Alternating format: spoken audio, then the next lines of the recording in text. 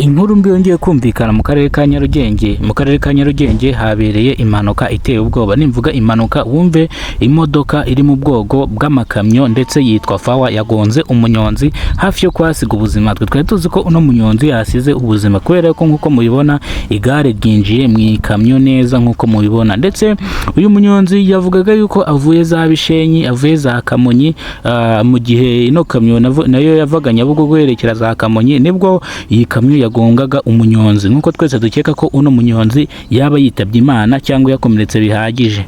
Aya ni amakuru ngiye kubagezaho, nge mugiye kubana, nitwa Urinzwe n'Imana Emmanuel. Abanzi banzi ku izina rya Kidasamura Movie. Mukurikire ino nkuru twiyumvire inkuru uko byagenze byose. Yari incamake y'amakuru. Umuntu utarakora subscribe kuno muyoboro, kora subscribe twitubana umunsi ku munsi. Nkuko mubibona iyi modoka yakoreye impanuka ahantu hitwa Ruriba ni hafi ya Nyabarongo, ndetse iyi modoka yakoreye impanuka hafi y'ikiraro cya Nyabarongo nibwo yagongaga uyu munyonzi. Nkuko ambulance twari twitegereze cyane nibwo yatugeragaho, ambulance tuyihagaritse yanga guhagarara, ariko bafandi nabo bari barangaye. Mu gihe ndi kureba indi ambulance hirya naho mbasha kuyihagarika, ariko ambulance zagakeya nkaho ishaka guhagarara. Ambulance kanze mwirebera ambulance nayo ibintu yadukoreye, ambulance irangije nayo iducaho, kandi ambulance nari nayihagaritse. Bisobanuye yuko uyu munyonzi ashobora kuba nta kibazo yagize, ahubwo igare rye ari ryo ryagize ikibazo, akaba ari kurekarama igare. Banyonzi musigaye mwigenda mu muhanda ko mwishakiye, banyonzi musigaye mugenda nk'abatagira roho, banyonzi mugenda mu makamyo, mugenda musesera mu makamyo, turongera kubihanangiriza. Ibi bintu biteza impanuka, kandi ibi bintu ntago ari byiza kugenda musesera mu makamyo. Ugenda neza ku murongo. Banyonzi muri kureba ino video, banyonzi muri kureba ibintu byabereye hano Ruriba, ndetse mukuremo isomo kugira ngo mwirinde impanuka ziterwa n'uburangare bwanyu, kandi zishobora kubaviramo ingaruka nini. Mwahasiga ubuzima, mugapfa, nimba mufite famiye zigapfakara. Aya ni amakuru rero mwagizwagaho na Kidasamura Movie cyangwa Kidasamura TV. Twagerageje kuvugana na bano bapolisi. Bano bapolisi bari banze ko dukamera ino video kugira ngo nze kuyibereka. Aba bapolisi bakavuga ngo uyikamera nyaboneka ngo ibi bintu biteye ubwoba. Ubwo bakimara gukuraho irya gare ndetse n'ibindi biranga ko hano hantu habereye impanuka, nibwo bavuze ngo ubu noneho wakamera. Afande namubwira gatafande wahitse ngafata inkuru gishyushye, afande akakomeza kunyama avuga ati reka ibi bintu wibikamera ukamere, ibi bintu byavuye mu nzira, ndetse ambotiyaje ni nyinshi mu muhanda, imodoka zitakugonga. Nkanjye nk'umunyamakuru ntago mba nitaye ku modoka, mba nitaye ku bintu nagiza ku banyarwanda, mba nitaye ku nkuru zabereye mu mujyi wa Kigali ndetse no hanze yazo, kugira ngo nihere abanyarwanda bihere nabo amaso. Nkuko navuganaga na bano baturage bari baherereye hano mbabaza ngo iyi mpanuka byagenze bite, yabereye he. Bagerageje kuvuga ngo uno munyonzi yavaga Bishenyi, ndetse iyi kamyo yaturukaga Nyabugogo igana Bishenyi. Ubwo rero mu gihe umunyonzi yadepasaga imodoka ya mbere, ya depasi ya kabiri yahise agwa mu ikamyo. Bivuga yuko iyi kamyo, uyu munyonzi yaje yitura mu ikamyo, yinjira mu mapine y'ikamyo. Bigaragara nk'uko abaturage makuru bampaye yizeye, kandi koko byabaye bahari. Bivuze ngo uyu munyonzi afite amakosa, ariko umunyonzi nta serasi agira. Umunyonzi niyo mpamvu uno muntu w'ikamyo, biragaragara yuko uno muntu w'ikamyo ari we wagonze uno munyonzi, kwa yuko ntaki iyi kamyo na ifite asirasi ihambaye. Murabona nkuko nafataga amashusho yanjye cyangwa ngafata amafoto, nirindaga ko afande yambona, nayafashe rwihishwa. Murabibona namwe ko nafashe rwihishwa ano mafoto kugira ngo mbashe kubashyira ino video hanze.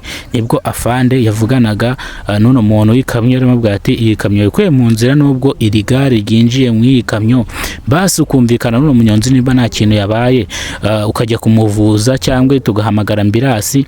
Ambulance zo kuzaho zaducagaho zirukanka tuzihagarika zanga ngo zifite abarwayi benshi zijyanye, nkuko abaturage bavugaga ngo ambulance z'i Kigali ngo ziba zifite komande, kandi ngo zifite abarwayi benshi ngo bakeneye kongererwa ambulance. Ambulance rero mu mujyi wa Kigali ntago ari nkeya, ambulance mu mujyi wa Kigali ni nyinshi. Nkuko mubibona iyi mpanuka yateje ambotiyaje ikomeye cyane, ku buryo umushoferi yamaze nko mwina ambotiyaje nk'amasaha 2 ava ku Ruyenzi agana Nyabugogo. ndetse mu muhanda ibintu ntago byoroshye. Iyi ni inkuru yabaye tariki 28 z'ukwezi kwa gatanu 2025 mu masaha ashyira saa 4 z'igicamunsi. Aya ni amakuru nari nabateguriye nk'uko mubizi, nk'uko mbibasezeranya ko mbashakira inkuru nkazibazana zigishyushye. Mushaka amakuru cyangwa ibintu leta iba yatangaje cyangwa minisiteri, ibintu byose mwabibona kuri YouTube channel yacu ya Kidasamura Movie.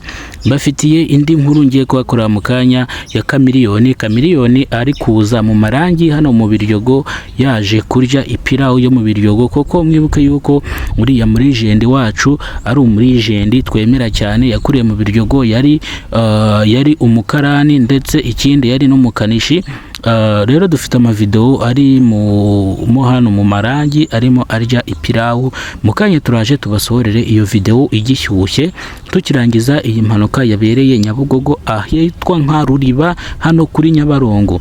Mugire umunsi mwiza, mugire igicamunsi cyiza. Umuntu utarakora subscribe kuno muyoboro wa Kidasamura Movie yihangane akore subscribe kugira ngo tuzajye tubana umunsi ku munsi, nkuko iki kinyamakuru cya Kidasamura TV kidahwema kubafatira amakuru cyangwa amafoto atandukanye cyangwa kubatangariza ibyiriwe mu mujyi wa Kigali cyangwa ibyo muri za ministeri zatangaje mubibonera ku gihe, kandi namwe mujye mudushyigikira.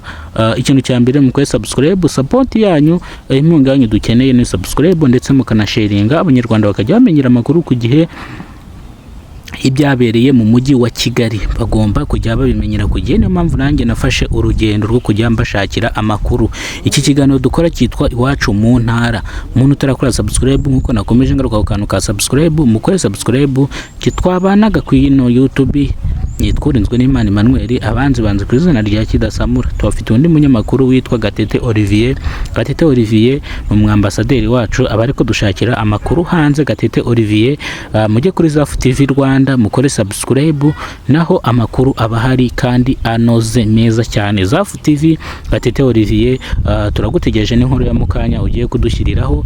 Ndetse mugire umunsi mwiza abantu mwabuze ibyo kurya, Imana ibahe ibyo kurya, abarwaye Imana ibarwaze gukira, kandi mugire igicamunsi cyiza. Turabakunda nkuko tudahwema kubagezaho ibiganiro bitandukanye cyangwa amakuru ya buri munsi. Mugire igicamunsi cyiza, Imana ibane namwe nkuko iba yabanye natwe mu bikorwa bigiye bitandukanye. Imana ibarinde, nkomeza mvuga ngo Imana ibarinde. Ciao ciao, nta hejo, see you tomorrow.